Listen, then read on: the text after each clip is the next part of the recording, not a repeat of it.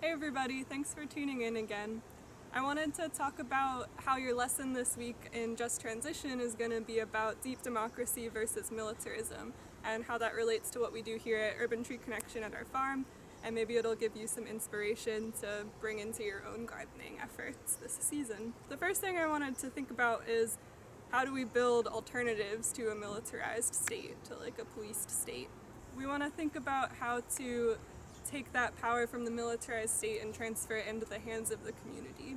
So one program that I'm very involved with at Urban Tree Connection this season, because I do food distribution, is thinking about how we can put the food into the hands of the community. Right now we're doing that through our free food share program with some block captains in the neighborhood.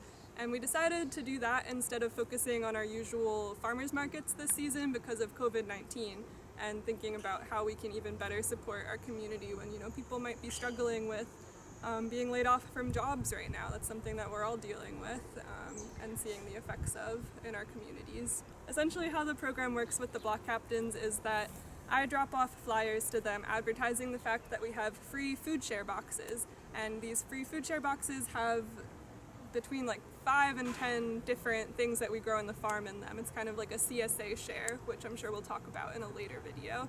And each family that signs up can get one of those boxes either weekly or bi-weekly. I gave out these flyers, and then the block captains on each block were responsible for giving those to their neighbors, and then their neighbors would get in touch with the block captains if they wanted to sign up, and then the block captains would tell that to me. The block captains, who have been living in their communities for a very long time, they're the ones interfacing directly with the people on their block. It's not Urban Tree Connection as an organization, it's the people in the community that are putting in that work and building those relationships. Once I had those numbers of how many people were interested, we started harvesting at the farm, and we were able to pack boxes so far to 75 families at least every week that will receive a free food box.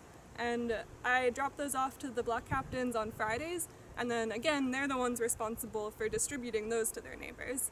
So all Urban Tree Connection is really doing is packing up the boxes and dropping them off, and then it's up to the block captains to be getting in touch with the people on their block, and that food's getting directly to them. So that's where we're focusing our energies this season.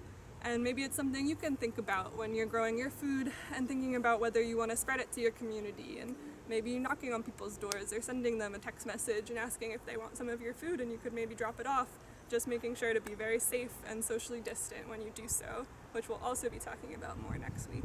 Another good way to view this is it being a form of mutual aid, again in opposition to this idea of the militarized state. We're working directly within our communities to hold the power of a local food system and the power of a farm and how it can feed everybody, and we don't have to rely on these larger systems that are honestly a lot of the time failing us. And I hope that that's something that you can think about with your gardens.